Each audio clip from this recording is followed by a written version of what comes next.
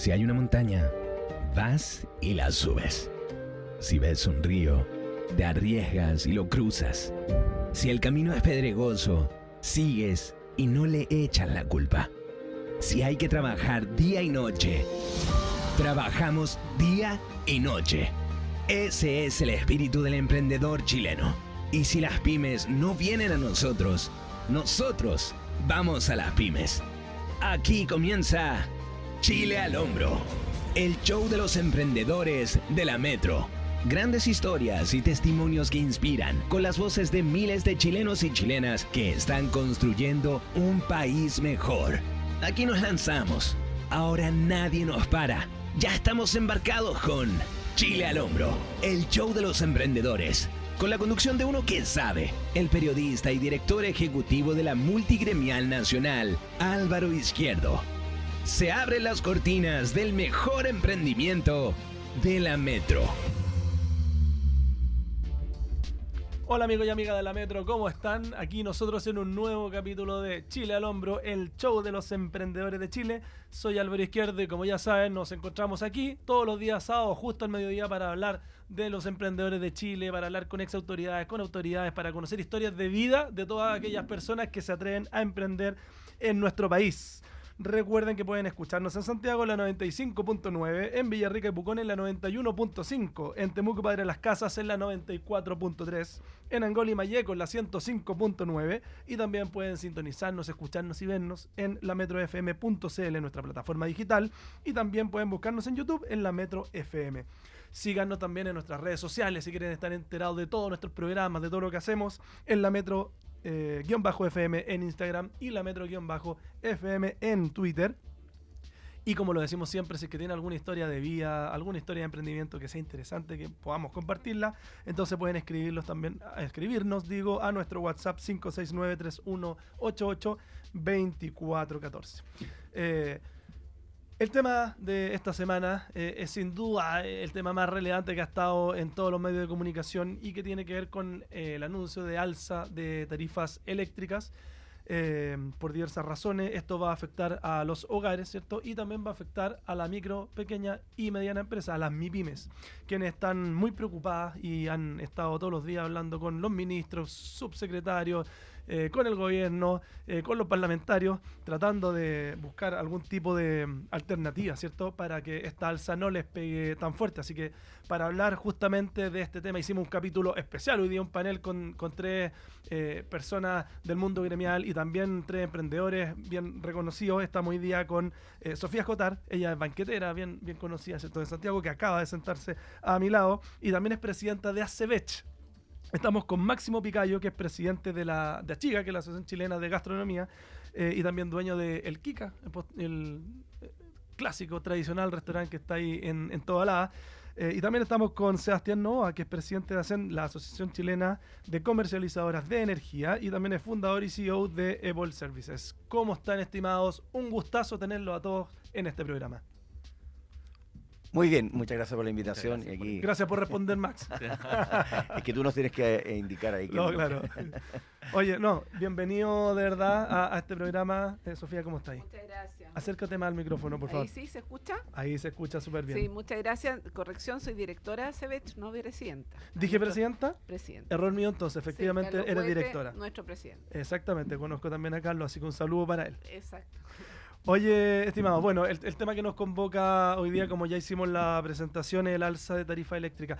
Antes de meternos en ese tema, yo sé que ustedes tres son emprendedores, me interesaría que hagamos un repaso muy breve de cómo ha sido su experiencia emprendedora, de cómo partió, de qué es lo que están haciendo hoy día. Max, partamos contigo. Sí, bueno, la verdad que yo después de salir de la universidad siempre tuve el bichito del emprendimiento. Vengo de una familia de emprendedores.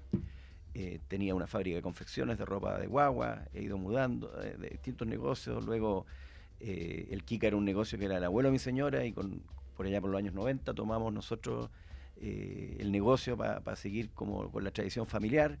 Estoy también en un proyecto de cervezas artesanales que tenemos ahí también, una marca que es cerveza Mestra y cerveza Salzburg, que llevamos varios años ahí luchando. No te sabía esa. Sí, un negocio muy duro. Yo sé que hay muchos emprendedores que miran tener una cerveza artesanal como el sueño del pibe, y yo lo que les puedo decir es que es un lindo desafío, pero un negocio súper duro, digamos, no es un negocio fácil.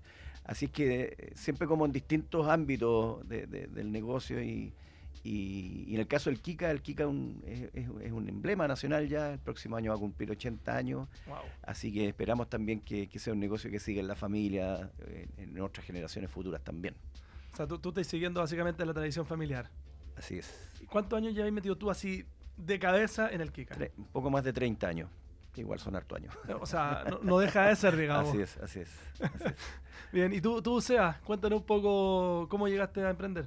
Oye, eso yo creo que fue como un poco sin querer. Yo no sé si tenía por objetivo emprender al principio. En realidad, de una forma u otra, mi objetivo siempre fue tratar de influenciar en la sociedad y tratar de buscar alguna forma de generar impacto, empleo. Yo siempre veía a mi viejo que tiene un emprendimiento, una empresa que él hizo, una empresa eléctrica, hace más de 25 años, y en realidad ya ha pasado mucho más tiempo. Y veía lo que significaba para él el dar empleo. No porque la gente se gana el empleo en realidad, pero el tener gente que vivía y subsistía y trascendía en su vida gracias a trabajar en una empresa. Y a mí me impactaba mucho eso, y verlo también, el ser niño, digamos, y ver a mi viejo trabajando el fin de semana, atendiendo llamados. Yo decía que como que para mí siempre fue parte de mi vida el estar ligado a que las empresas funcionan todo el tiempo y que la gente vive y tiene su familia y cuida a sus hijos en razón de esto, pues. Y en realidad nunca me lo cuestioné tanto. Yo buscaba alguna forma de tener una empresa y caí en el mundo eléctrico por casualidad. Yo viajé y estuve un tiempo estudiando y trabajando en Brasil, y caí en este tema del mundo eléctrico y me encantó. Y al final el generar una empresa acá en Chile de vuelta el año 2014 fue un poco una consecuencia de ambas dos cosas, de estar en el mundo eléctrico, de buscar alguna forma de volver a Chile y de encontrar un nicho que tenía que ver. El ejemplo también de tu viejo. Claro, el ejemplo de mi viejo, totalmente. Y abrir algo que generase impacto, que al final es una empresa eléctrica en Chile. Un poco así. Perfecto. ¿Y tú, Sofía? Cuéntanos un poco de tu experiencia, cómo llegaste aquí a la banquetera siendo ingeniera civil. Civil, sí. ¿Cierto? ¿Cómo una ingeniera civil de la Católica llega a ser banquetera? A ver, cuéntanos ese traspaso.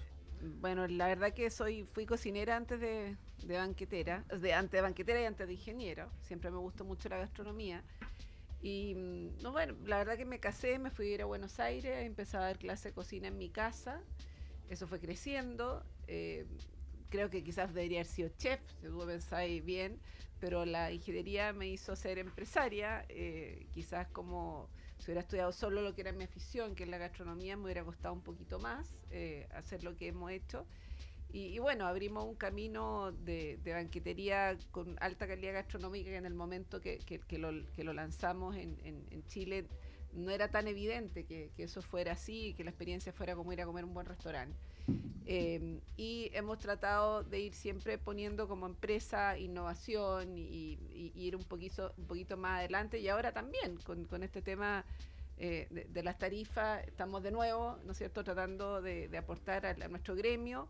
Ya lo hicimos también por el proceso de reapertura. Exactamente. En pandemia. Exactamente, en pandemia nos tocó trabajar con ustedes, con la Multigremial Nacional, con Achiga, con la SOFOFA, con la CPC, en ventilación, que yo creo que es una práctica que hoy día ya para toda la gente es como de ADN, ¿no es cierto? Y ya entiende cómo funciona el contagio, y eso nos permitió aperturar en un momento en que todo el mundo nos decía que no podíamos trabajar. Bien, súper. Oye, ya sabemos un poco de todos ustedes, para que la gente entienda con quién estamos hoy día. Ustedes son, en el fondo, emprendedores de tomo y lomo, llevan muchos años emprendiendo, tienen negocios exitosos, les va bien. Entonces, además, cumplen un rol bien relevante en la sociedad, bien relevante en el mundo de la micro, pequeña y mediana empresa, ¿cierto? Que es el hacer gremialismo. Que como bien tú estabas diciendo, Sofía, es complejo, quita mucho tiempo, sobre todo ustedes que son emprendedores, que tienen empresa, que tienen que estar encima de la empresa. Ustedes, yo sé, me consta que dedican muchísimo tiempo de su día, de su semana, a dedicarle a esto del gremialismo, que al final no es otra cosa que defender los intereses, ¿cierto?, de los asociados, y defender estas grandes causas que son comunes, como por ejemplo cuando va a venir el sueldo mínimo y va a afectar a los más chicos, cuando vienen las 40 horas y quieren que produzcan lo mismo con menos horas de trabajo, O, por ejemplo, esto, cuando van a subir las tarifas eléctricas, dicen algunos que hasta en un 90%, 50%, ahí no hay claridad todavía respecto del número, ¿cierto? Pero creo que lo importante es empezar a entender desde atrás esta historia, sea cómo llegamos a esto, en qué minuto llegamos a esto. Algunos sabían, otros no, ni siquiera se lo esperan, pero cuéntanos un poquitito cómo se fue fraguando esta enorme deuda que significó un alza de tarifa a este nivel. Sí, bueno, es un tema en realidad que tiene una historia más o menos larga. Voy a tratar de resumirla lo mejor posible. Pero esto viene más o menos de la época del estallido social. Era necesario, no sé si era necesario, pero se sintió necesario en esa época el congelar las tarifas eléctricas. Había un alza que iba a ocurrir que era del 10% en esa época, calculada, o sea, se sabía cuánto iba a ser esa alza. Y iba a salir más o menos en octubre, imagínate qué momento más adecuado, octubre de 2019. Entonces no se decidió postergar, se generó un fondo de más o menos 1.300 millones de dólares que se estimaba iba a ser suficiente para congelar las tarifas más o menos por un plazo de un año. Esa era la idea inicial. Pero la situación se complicó más, pues. Pandemia, ¿no? Distintas cosas que fueron pasando y la realidad se fue imponiendo, y se generó un segundo proyecto de ley que buscaba ampliar esos 1.300 con 1.800 millones y postergar esta alza tarifaria por un periodo mayor. Después un tercer proyecto de ley que buscó aumentar esta deuda a 5.000 millones y la cosa ya empezó cada vez a ser mayor y mayor y mayor.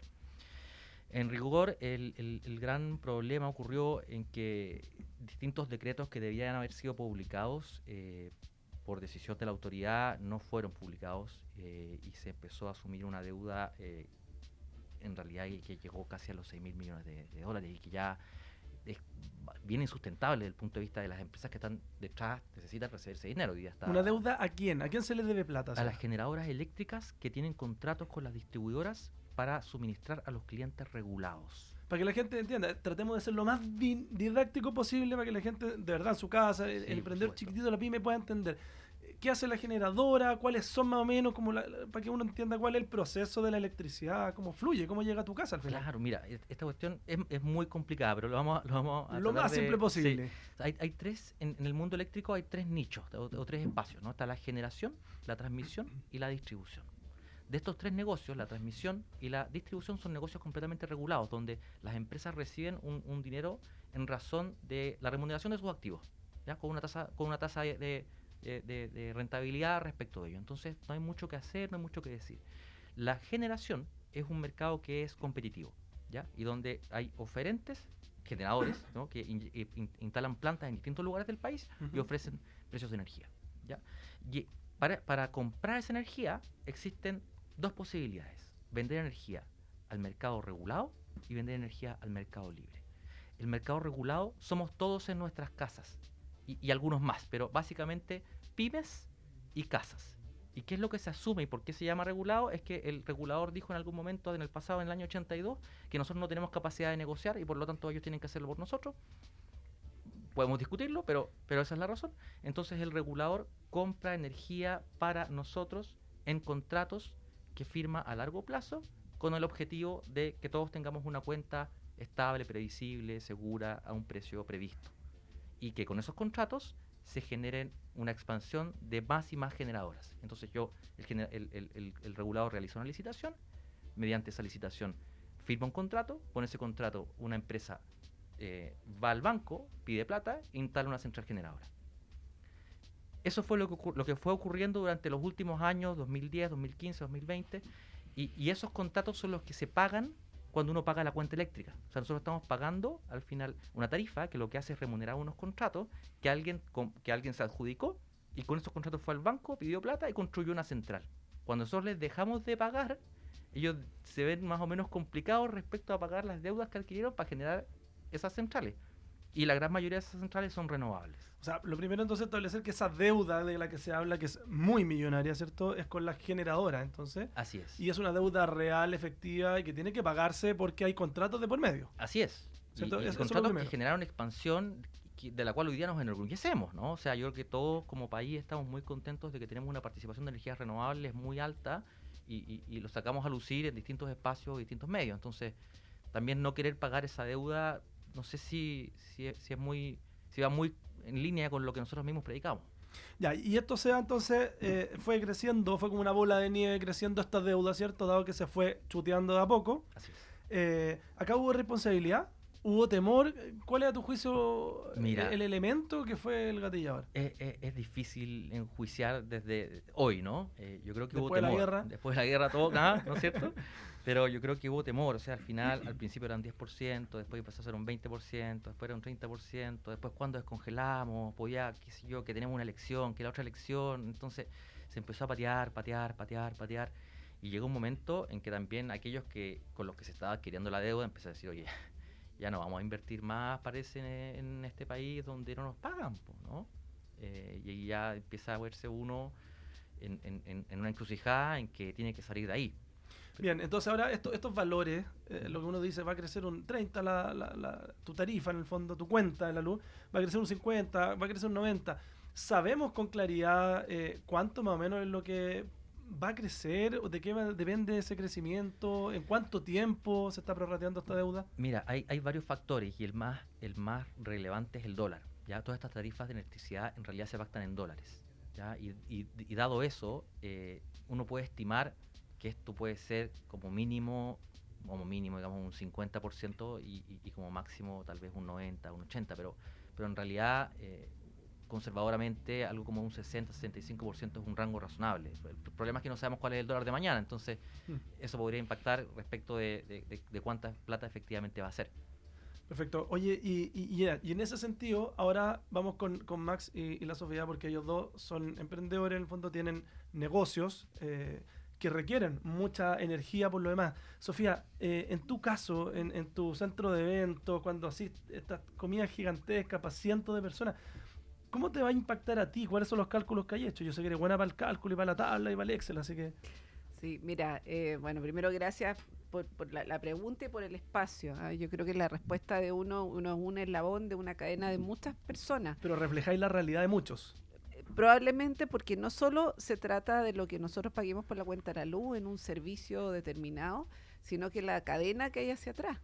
Ahí hay gente que nos vende alimentos, ¿no es cierto? Hay gente que nos vende servicios de DJ, de maquillaje, etcétera. Hay gente que define, y hay mercados formales y mercados informales. Entonces, bueno, todo el mundo sabe que para hacer un evento se requiere un generador. Entonces, la respuesta obvia a tu pregunta es, bueno, si le sube la cuenta de la luz, ¿por qué no pone un generador y genera con petróleo? Que podría ser una cosa razonable. Fíjate que en la cadena de suministro, un banquetero no puede producir todo el mismo día. Yo no puedo ir a La Vega, comprar productos y alimentos, digamos, llevarlos al determinado centro de evento, el mío u otro, y producir ese mismo día. Tengo que comprarlos antes, enfriarlos, llevarlos en un camión refrigerado al lugar y luego despachar en el evento. Y en ese despacho hay percoladoras, hay cámaras de frío, hay refrigeradores, hay hielo, hay DJ, hay luz, ¿ya? Para contestar a la tabla, digamos, tu pregunta, en mi centro de evento un alza al 60%, que Sebastián haya acabado de decir que es muy conservadora, significa que a cada cliente debe pagar un monto más o menos de 400.000 pesos por evento, por esa alza. O sea, un el centro costo de se evento va, obviamente, al cliente. al cliente, y eso es lo que nos llama mucho la atención, que estuvimos junto con la multigremial en una sesión del Congreso el día martes, ¿no es cierto? El ministro Grau decía que la estructura de costos de una pyme, la energía representaba un 1%. Yo no sé... ¿Cuál es esa pyme? Claro, donde existe esa pyme, sería fantástico encontrar, probablemente el ministro tiene sus datos y por algo lo dijo, pero en nuestra realidad, que es de economía presencial, dadas las cosas que acabo de mencionar, Máximo también nos puedo contar la realidad de un restaurante, pero las cuentas de la luz van en mínimo de 1 millón de pesos y hasta 7 millones de pesos mensuales en cada pyme. Claro, dependiendo del tipo de Del empresa, tamaño. del rubro y del tamaño. Po. Así es. Perfecto. Max, ¿cómo es en tu caso con el Kika y no sé, con los otros negocios que tenéis, con la producción de la cerveza? Bueno, ¿cómo te pega esta cuestión? Bueno, efectivamente, en la estructura de costos de un restaurante hoy día, la energía es fundamental y los restaurantes han ido moviéndose hacia la energía eléctrica como una situación de desarrollo. O sea, antiguamente todas las cocinas eran a gas, hoy día no son a gas, las calefacciones, ¿no es cierto?, también eran a gas o con parafina, hoy día son eléctricas, toda la refrigeración, por supuesto, que consume gas, el extractor, todo, lavavajillas. O sea, nosotros somos intensivos en electricidad, los restaurantes. Funcionamos en la hora punta, que es una hora que tiene un costo también mucho mayor. Y por lo tanto, esta alza va a ser muy significativa. Yo creo que también hay una parte del alza que se va a traspasar a precio. O sea, cuando alguien cree, ¿no es cierto?, que en la economía una alza de costos no termina en el precio, es porque no sé dónde puede haber estudiado economía, pero todo se traspasa a precio, y esto es una cadena. Por lo mismo el Banco Central dijo que esto sí iba a impactar la inflación, porque si todos traspasamos una parte de esto a precio, va a ser significativo. En el caso de, por ejemplo, una fábrica de cerveza, la cerveza se puede cocinar con gas, pero todo el proceso para hacer una cerveza requiere de mucho frío. Y por lo tanto ahí también hay un componente importante de una cuenta eléctrica.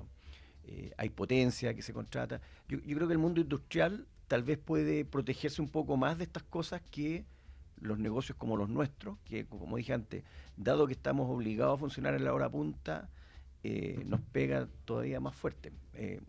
Mis locales en promedio, yo creo que hoy día la factura eléctrica es una factura del orden del 1,5 millones, 1,6 millones, y bueno, van a subir a 2,5 millones y en un escenario conservador. Un par de personas. Claro, y ese millón es un costo que en alguna parte, porque los negocios no están hechos como para perder plata.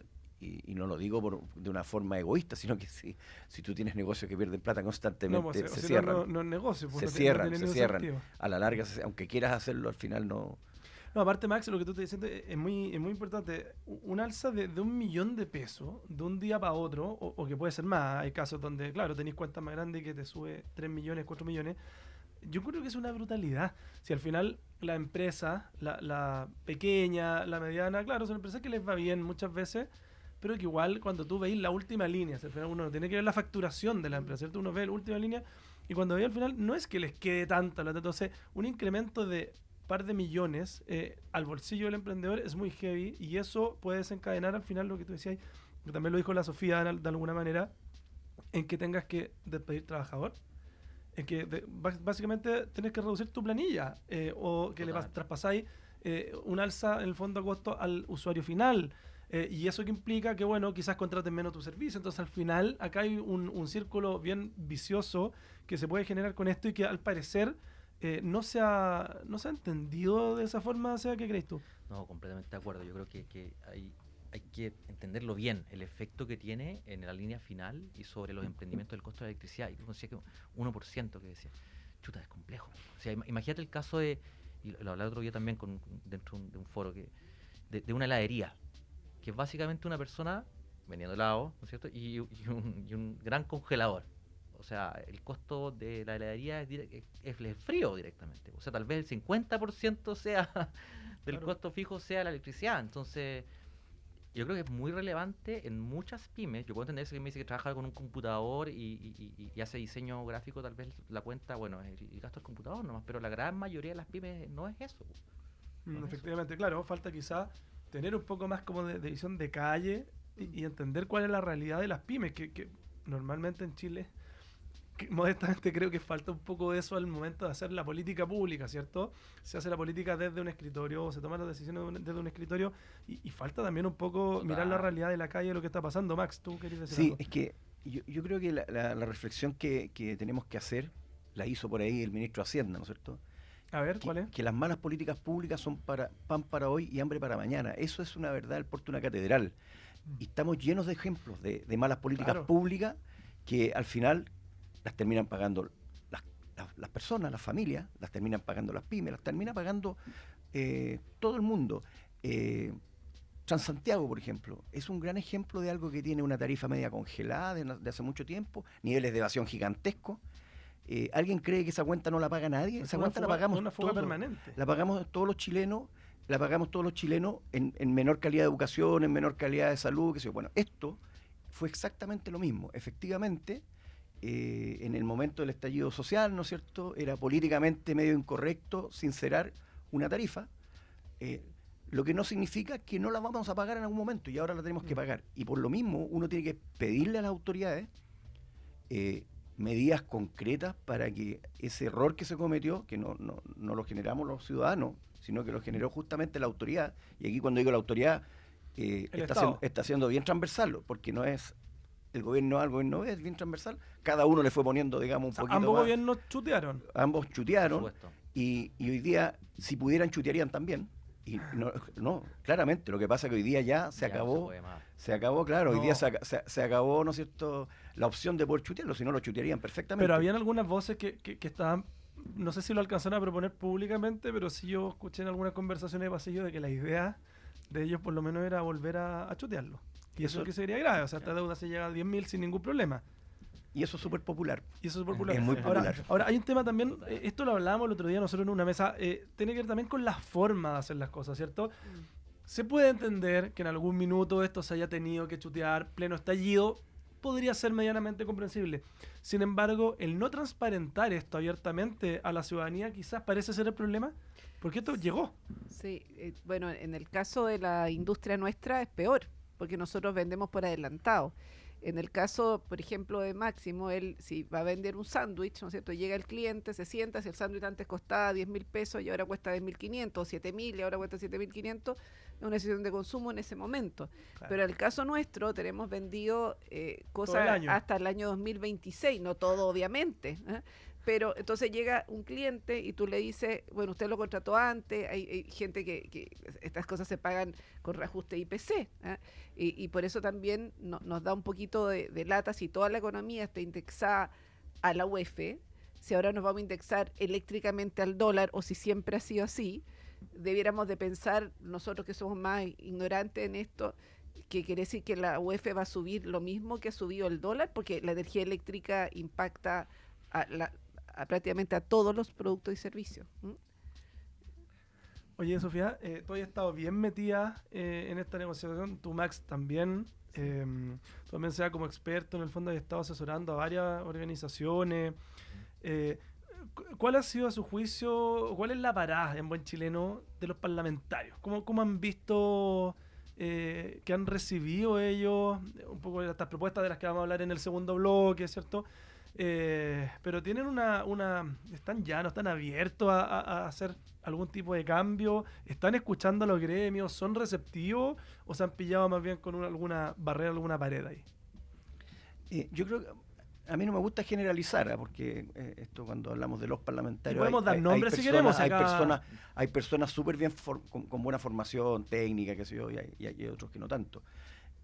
Pero como esto es un problema político, hoy día evidentemente que están todos preocupados del tema. Existe una bancada eléctrica que se generó, que va desde el Partido Comunista hasta la UDI, por lo tanto, aquí lo que está claro es que el problema todos lo ven. Es transversal. Ellos le echan la culpa a que alguien no les contó cuando les fue a hacer la última prórroga de lo que venía. Yo creo que eso es impresentable. O sea, yo como parlamentario no podría dar una respuesta así, digamos, y justamente nosotros elegimos a nuestros representantes porque queremos que alguien vele por los intereses, no digo individuales nuestros, sino que por los intereses como país. Y este tema es un problema súper relevante para las familias, un problema súper relevante para las empresas de todos los tamaños. Y bueno, yo creo que están muy receptivos a recibir opciones. Nosotros como gremios que participamos de algunas reuniones hemos estado proponiendo soluciones, no solo ir a pedir, digamos, que nos ayuden a salir de este tema, sino No solo a patalear. No, hemos ido con propuestas bien concretas y bueno, hoy día no podría decir si esas propuestas nuestras van a tener eco o no, pero sí hemos sido escuchados. Eso yo creo que es importante decirlo. Hemos sido escuchados por el gobierno, hemos sido escuchados por los parlamentarios y ahora vamos a ver qué pasa de aquí para adelante. Bien, perfecto. Oye, vamos a hacer un pequeño alto para volver en unos minutos y seguir con esta interesante conversación.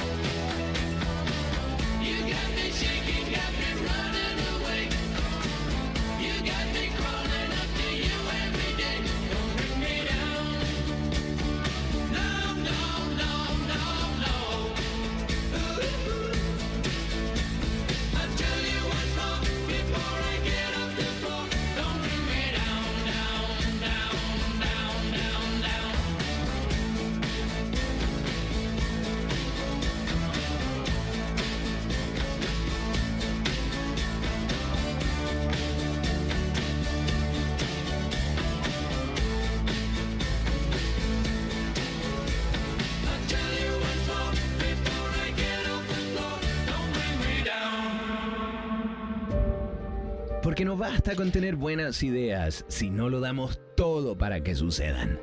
Seguimos con Chile al Hombro, el show de los emprendedores, junto al periodista Álvaro Izquierdo, acá en la Metro.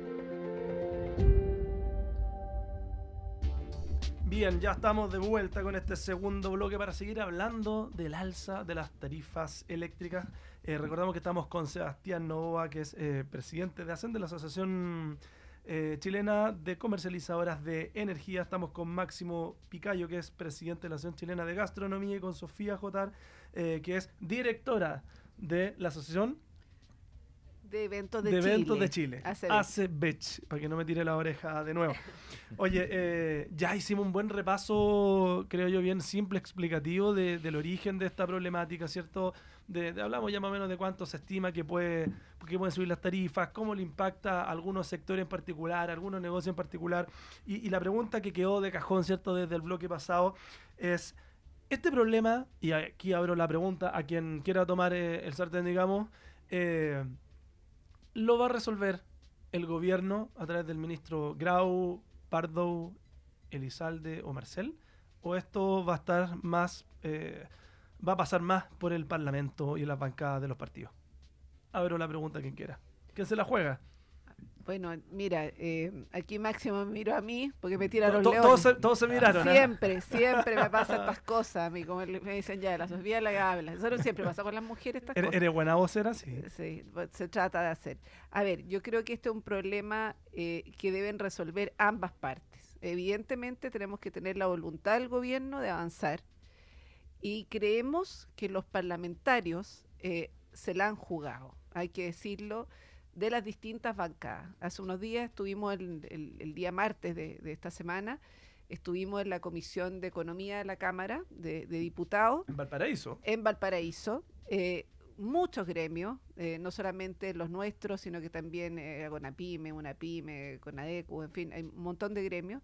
Todos los gremios coincidimos de los distintos colores políticos, y yo diría que todos los parlamentarios, desde los comunistas hasta la UDI, todos hablando en la misma sintonía. Es más, en ese mismo momento, si mal no recuerdo, el presidente de la comisión, el diputado Pino, él, sí, le pasó se llama proyecto de resolución, me parece, no quiero cometer un error, aprobado por 85 parlamentarios para que el gobierno legisle y le alivie la vida a los chilenos con esta subida de energía.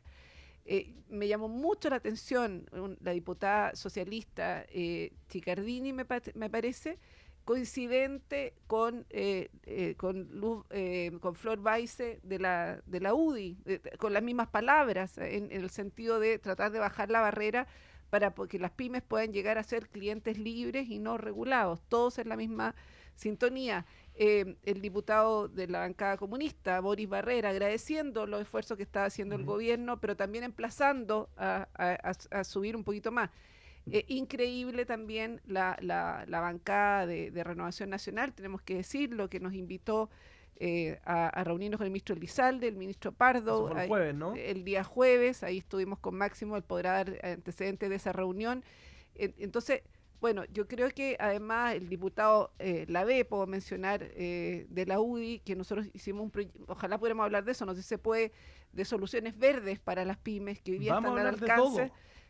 Y nos tomaron inmediatamente y emplazan al gobierno, ahí estaba el ministro Grau, el ministro Pardo, y le dicen al gobierno, pero ministro, ¿vamos a avanzar en esto?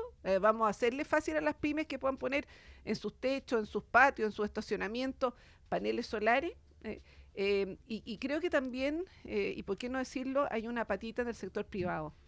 Nosotros hemos tenido la oportunidad como dirigentes gremiales de reunirnos con distintos actores del mundo de la energía, entre ellos, por el lado de los bancos que tienen que financiar estos proyectos, con leasing, que es el Banco Estado, con Enel, que dicen aquí, ¿no es cierto?, la distribución y transmisión, ahí no nos metemos, esto es regulado, pero ellos también tienen voluntad de avanzar. Estuvimos con COPEC, que también trabaja en energía y que quieren migrar, ¿no es cierto?, hacia todo el mundo verde. Entonces, creemos que es un esfuerzo país. Bien, Max, ¿tú querías agregar algo respecto a este tema? No, yo creo que eso es lo más importante cuando tenemos problemas país, problemas grandes. La unidad entre lo público y lo privado creo que es fundamental si queremos salir adelante. nosotros tenemos un problema autogenerado, ¿no es cierto? Porque esto de haber aplazado el tema de las tarifas, que fue un problema que generó una deuda y generó un tema interno.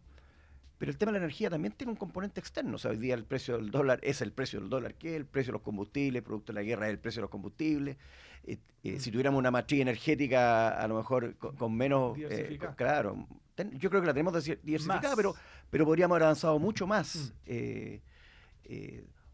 No sé si se acuerdan, Patagonia sin represa, no estoy diciendo que vayamos a hacer una represa en la Patagonia, pero efectivamente nuestra energía hidroeléctrica, somos un país que tiene una tremenda ventaja hidroeléctrica y se nos olvidó un poquito que por ahí también hay formas de...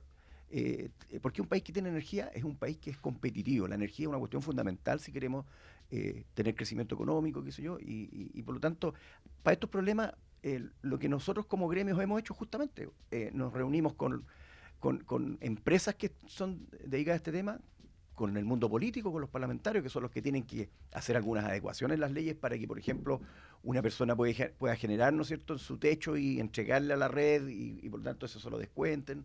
Hoy día existen algunas cosas de esas, pero creemos que hay que ser mucho más agresivos para fomentar las inversiones. Y luego necesitamos también que el sector financiero financie proyectos que van a tener buen retorno, porque al final también mientras más cara sea la energía, esos proyectos van a tener mejor retorno también. O sea, si uno quiere buscarle el lado positivo de un mal que nos está afectando, bueno, eso hace que sea todavía más rentable que las pymes puedan también meterse en proyectos de autogeneración. Bien, oye, Sea. Sí, no, yo creo que Max tocó un punto que es súper relevante, que tiene que ver con la estabilidad y con la necesidad de financiamiento y lo que significa el riesgo también de los cambios. Hoy día estamos en una situación que es bien compleja, ¿cierto? O sea, todos la estamos viviendo y es bien compleja y la papa está caliente y también hay que tener cuidado de tomar decisiones en caliente, por más que nos estén afectando a nosotros mismos y que seamos los principales que vamos a pagar una deuda que nos obligaron a tomar. Y escuché ahí a algún parlamentario hablar de eso, o sea, chuta, nos obligaron a tomar una deuda y tenemos que pagar los intereses de ella, tal vez los intereses por lo menos que los pague aquel que decidió tomarla, ¿no? Pero independiente de eso, es bien difícil porque todas las reglas que se cambien en razón de apalear esta situación que vamos a vivir va a terminar afectando a alguien que tomó decisiones bajo reglas anteriores. Entonces, hay que tener mucho cuidado con las propuestas que se generen y los impactos que estas vayan a tener de cara a que después también podamos tener gente que invierta en energía en nuestro país, porque la vamos a necesitar. Absolutamente. Oye, un conjunto de, bueno, algunos gremios, digamos, durante esta semana hicieron unas propuestas.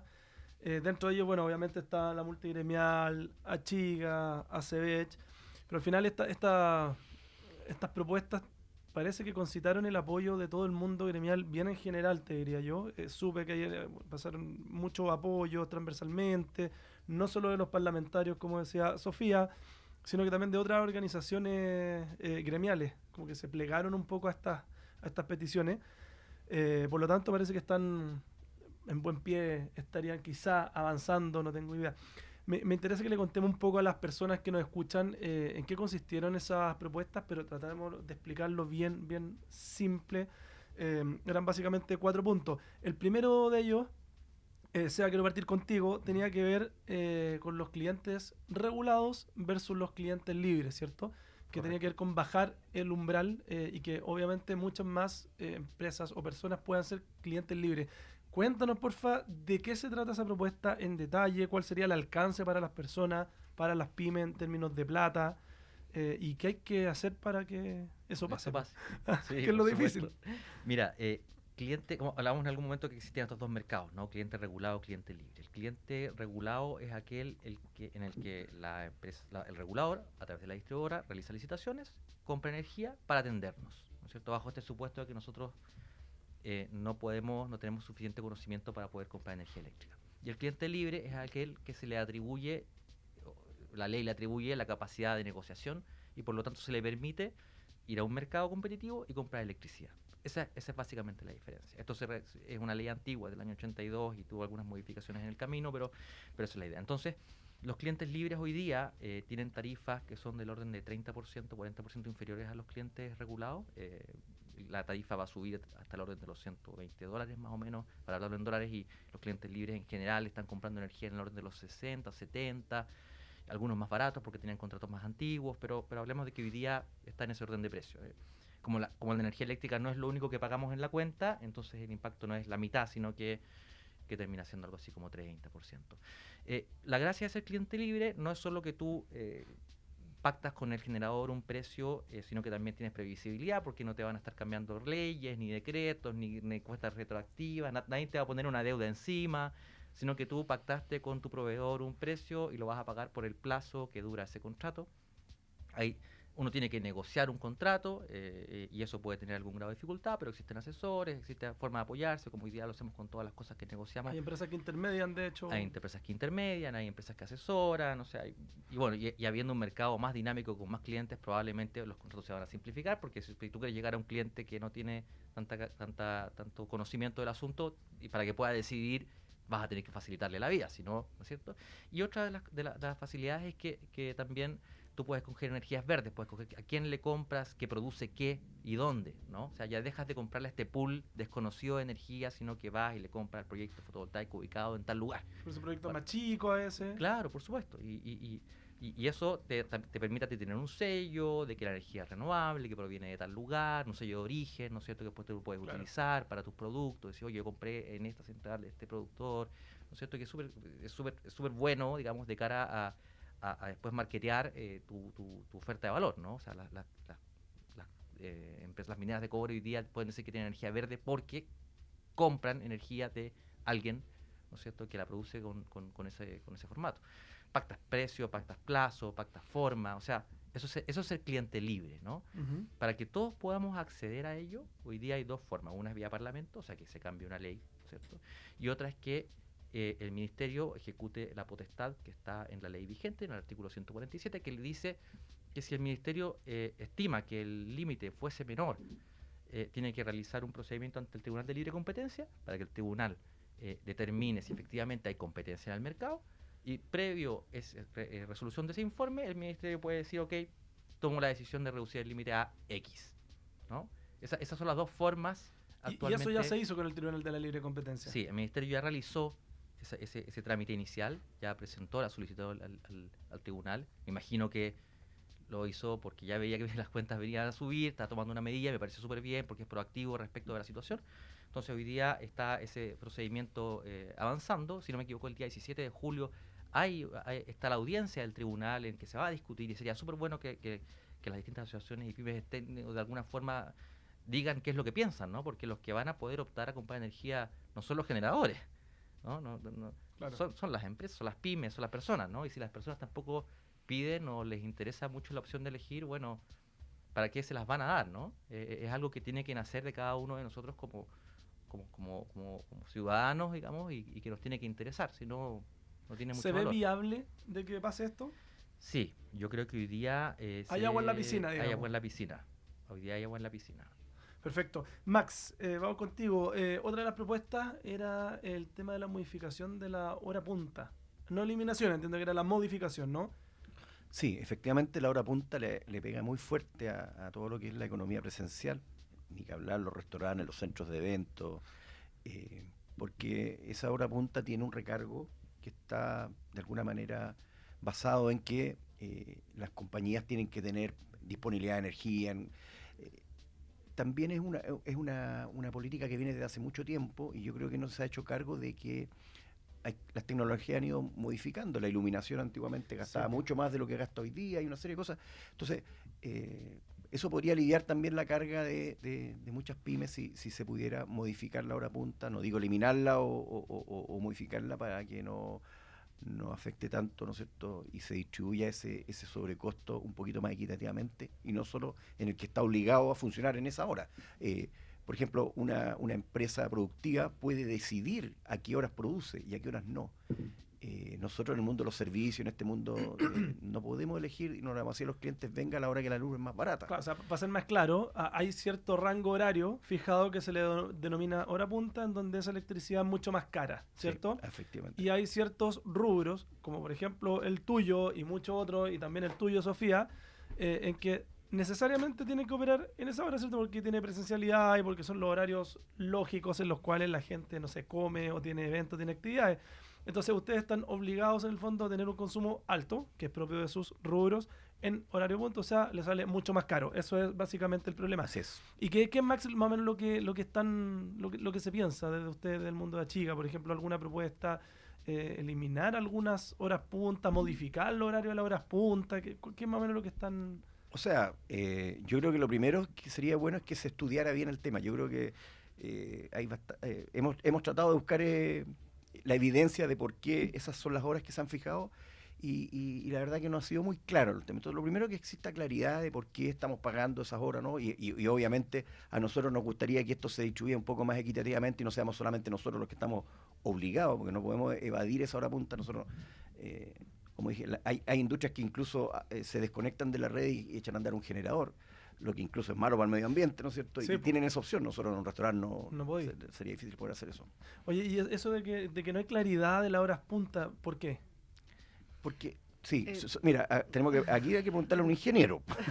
Por eso, a ver. A ver, bueno, Sebastián sabe mucho más, pero hay reportes bastante contundentes de la Comisión Nacional de Energía que muestran los gráficos. O sea, no es cosa que nosotros estemos inventando que no existe la hora punta en términos de que el sistema eléctrico no está sobredemandado, nos parece, no sé si Sebastián tiene otra información, pero en los reportes que existen de la Comisión Nacional de Energía y que están al alcance de cualquier persona que quiera buscarlo, y la gente nos está escuchando también puede hacerlo, dice con mucha claridad de que el análisis de el horario verano-día, verano-noche, invierno-día, invierno-noche, mira, es tan eficaz la hora de punta porque es tan cara que uno de los horarios en que se consume menos energía, sí, perdone si digo una brutalidad, pero en uno de los reportes que lo vi, que no era del año 2024, evidentemente, pero existe evidencia hoy día para decir que la hora punta no está sobredemandada.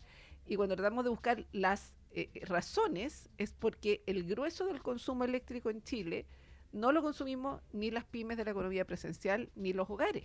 Lo consume la minería y lo consigue la industria, que ellos sí tienen la opción, como bien decía Max, de apagar sus consumos. De elegir los momentos. Exactamente, por lo tanto, esta deuda del Estado, que finalmente, como nos ha dicho Sebastián, la tenemos que pagar los regulados, además estamos sobre regulados porque pagamos la hora punta. Mira, ese punto es súper interesante porque aquellos que pueden Acércate de un alguna poquito forma realizar alguna gestión para evitar el pago de hora punta son los clientes libres. O sea, si pudiésemos optar a ser clientes libres, tal vez podríamos realizar algunas gestiones para huir de esa hora punta. Es parte de la gracia de esta cuestión. Entonces, la hora punta, tú tienes un punto. Hoy día la hora punta no es a la hora punta. O sea, el sistema demanda más en otros horarios que en el horario que hoy día es la hora punta. ¿Porque se modificó la conducta de consumo? Porque es tan cara la hora punta que te mitiga de ese horario. Pero eso siempre va a pasar, porque es natural. Porque si tú generas un horario de control, ese horario va a ser más barato que otro momento, la punta se desplaza, se va a otro horario y uno podría estar jugando al gato y al ratón. Hay que actualizar entonces la hora punta. Claro, y ver cuándo es la hora punta, ¿no es cierto? Que la hora punta se va moviendo. Y de hecho hay bastantes estudios regulatorios que hablan sobre cómo actualizar esto de cara a que se controle de mejor forma en qué momento es la hora punta para que paguen aquellos que demandan en punta, ¿no? Sí. Pero un punto bien relevante es que los que son clientes libres, o sea, lo que se paga en realidad, y porque creo que es interesante para Max, lo que se paga en realidad es la participación de los clientes en el momento que es la punta, ¿ya? Eso es lo que uno debería es que si tú participas en ese momento, pagas. Si no participas en ese momento, no pagas. Entonces hay que identificar cuándo es ese momento para que tú participes o para que tú no participes y realices una gestión, pongas una batería o pongas un generador. Los clientes regulados hoy día no pueden escoger participar o no. Los clientes libres pueden escoger participar o no. Perfecto. Y esa es la gran diferencia. Sí, ¿no? Yo quiero agregar una cosa que es como básica. Los precios son elementos que hacen que tú tomes decisiones. Y por lo tanto, ese precio de la hora punta, al que lo puede hacer, toma la decisión de consumir menos. Por supuesto. Y entonces los precios son asignadores de recursos en una economía, y ojalá que tengamos más mercado, que tengamos más libertad para elegir con quién. O sea, imagínate que con la industria eléctrica pasara, o la distribución pasara lo mismo que pasó con los multicarriers de la telefonía, y que pudiéramos elegir, ¿no es cierto?, a qué generadora le compramos. O sea, eso es ir hacia una economía mucho más dinámica, moderna, que haga una mejor asignación de los recursos. Absolutamente. Oye, nos quedan 5 minutos. Quiero pasar a la tercera propuesta que vi, que yo sé que a la Sofía le gusta mucho. que es el tema de la nueva energía renovable y a través de paneles solares. Cuéntanos un poco de esa propuesta en particular tú, Sofía. Mira, la verdad que hoy día todo el mundo va en la dirección de las energías limpias. Los países que tienen mayor desarrollo económico también, curiosamente, tienen más integrado en sus esquemas de desarrollo productivo la energía que viene del sol. Un país líder en esto es China, seguido por Estados Unidos, Japón, la mayoría de los países de la Comunidad Europea. ¿Y qué han hecho esos países? Han hecho políticas público-privadas, es decir, el Estado ha dado beneficios directos para que ustedes cuenten los impuestos futuros estas inversiones que haces hoy en panelería solar. Eso nos transforma a nosotros como usuarios en usuario de una energía que autoproducimos en el día, y en el caso de muchos pymes que tienen un empalme grande, incluso pueden también, no sé si Sebastián, si digo una cosa errónea, tú me corriges, pero uno puede donarle energía barata a las comunidades donde vives.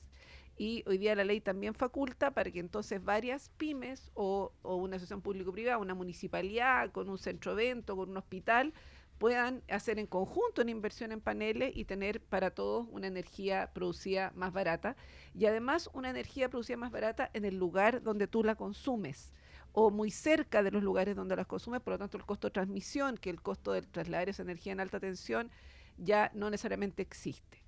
Y hoy día existe una ley de net billing que es, me parece, para los clientes regulados y no para los libres, que es algo que se podría legislar y cambiar, pero esa ley te dice que si tú produces 1 kilowatt con tu panel solar en tu techo o en el suelo de tu estacionamiento, y lo que no consumas de eso, el distribuidor te lo guarda en una bolsa de energía y te lo compra al mismo precio a que te cobra la energía en otra hora del día donde sí necesitas comprar energía. ¿Te lo compra en el fondo descontándotelo de lo que tú consumes? Exactamente, lo que tú ya consumiste obviamente no te lo guarda, pero lo otro sí te lo puede guardar para que tú lo consumas más tarde. El tema es que el costo de transmisión, porque finalmente tu boleta es como un poquito más de la mitad es la energía, después hay un 10% o un 11% que es transmisión, y después está la distribución, que es más o menos un 25% de toda la torta, digamos, y después hay otros costos mayores que no hemos hablado nada de esos costos, pero los costos de las corrientes reactivas y todas esas cosas que los clientes regulados pagamos un montón de esas cosas y que no siempre nos lo miden, pero creemos que hay también oportunidades de mejora. Entonces, lo que nosotros estamos impulsando como gremios es que la transmisión, que el costo del 11% de esa energía que tú produjeras con paneles solares en tu techo a nivel local, que también se integra al precio del net billing, es ser un net billing más parecido al net metering que opera en la mayoría de los países que nos rodean en Latinoamérica y en el mundo. Es decir, que el precio del kilowatt que tú compras es igual al precio del kilowatt que vendes. Pero la distribución en Chile, como ha dicho Máximo, es como un monopolio por ciertas zonas, está licitada. Entonces la distribución, que son la demanda máxima, la demanda hora punta, la vamos a seguir pagando. Pero si ya avanzamos que la transmisión se pague, por un tema de rentabilidad de proyectos, estos proyectos se hacen muchísimo más rentables, se puede aprovechar o se puede amortizar la inversión en paneles en mucho menos tiempo. Y si a eso tú además le pones una tasa de interés atractiva, como se hizo con los créditos FOGAPE en la época que se dieron, estábamos pidiendo, tenemos una reunión ahora el lunes, si Dios quiere, con el Banco de Estado, para ver si es que el Banco de Estado se baja la tasa de los leasing de este tipo. ¿Tan altas las tasas? Muy altas, 14% en pesos. Bueno, a lo ¿cuánto mejor buscamos? Un 8,5 estaría re bueno. Si el ministro Marcel nos escucha, sería fantástico para que él haga una llamadita, ¿no es cierto? Y se pueda trabajar así. Y eso creemos que no tiene ninguna externalidad negativa, no le afecta nada, le da más competencia todavía al mercado de generación, lo hace más eficiente, porque todos pueden comprar esa bolsa de energía. Asociatividad, tiene varios componentes bien positivos esa propuesta. Oye, bueno, como siempre me pasa, nos quedamos sin tiempo. Llegamos al final del programa, nos tenemos que ir. Muy, muy, muy agradecido, Sebastián, Máximo y Sofía, por haber estado hoy día acá en este programa Chile al Hombro, que este es un tema sin duda que está hoy día sobre la palestra, digamos, el principal tema que le afectará a muchos hogares, muchas residencias, digamos, pero también a muchas pymes, muchos emprendedores. Así que por eso era importante tratarlo, abordarlo y para que la gente entienda un poco también de qué se trata, cómo le iba a impactar. y me comprometo a invitarlos de nuevo si es que hay noticias importantes respecto a este proyecto, si es que avanzan estas propuestas, si es que se logra algo, cuenten con que vamos a venir a explicárselo a la gente con lujo de detalle. ¿Ya? Así que muchísimas gracias. Y el 17 además al Tribunal de la Libre Competencia, así que... Ojalá veamos la luz al final del túnel, pero en el buen sentido de la palabra. En el buen sentido de la palabra. Oye, muchísimas gracias por haber estado acá hoy día con nosotros. Y a ustedes, amigos y amigas, emprendedores, emprendedoras que nos están mirando, bueno, muchísimas gracias también por su audiencia, por estarnos viendo y escuchando en las distintas plataformas de la Metro FM. Muchísimas gracias y nos vemos el próximo sábado justo al mediodía. Un abrazo. Esta pyme llamada La Metro cierra las cortinas solo por hoy. Chile al hombro. El show de los emprendedores vuelve al trabajo el próximo sábado justo al mediodía, cuando nos conectemos nuevamente con más historias de vidas e inspiradores testimonios de éxitos y aprendizajes en voces de sus verdaderos protagonistas, acá en la 95.9. Chile al hombro. El show de los emprendedores es otro emprendimiento familiar de La Metro.